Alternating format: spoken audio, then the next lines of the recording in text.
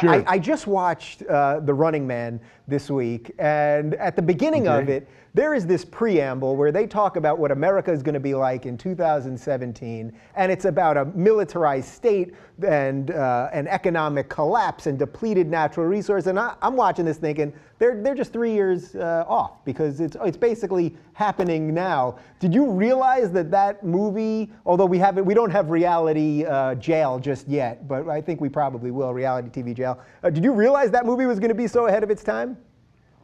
No, really, I didn't. You know, it was a fun movie to do with Richard Dawson and Arnold and all that because the premise of the show. Do you know who actually wrote The Running Man? Are you aware of that? You know what? I did my research before, and I don't remember offhand. Tell me, please. Well, here's the deal. The Running Man was a short story written in a book by a writer named Richard Bachman. Mm-hmm. Well, that was a pseudonym for Stephen King. Stephen King wrote The Running Man. Is that right? I can't believe it. You know what? When I was doing research before I watched it again the other day, I would have sworn it was a Philip K. Dick because that was all his future and Nope, Stephen King. Stephen King wrote under the pseudonym of Richard Bachman, and he wrote The Running Man. And what it is, it's a game show of the future. Well, with reality TV like it is today, and when you look at where we're at right now, in 2017, The Running Man might be real. It's 3 years away. Yeah, it really, between ratings and our for-profit prisons, which we already have, it definitely is a possibility.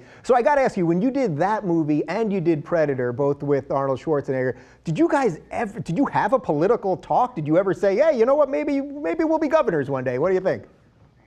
Not a bit. You know, when we did Predator, in fact, I did Predator, and Arnold came up to me on the set and said, Jesse, my next film, The Running Man, there's a part you're perfect for. I hope you will do it.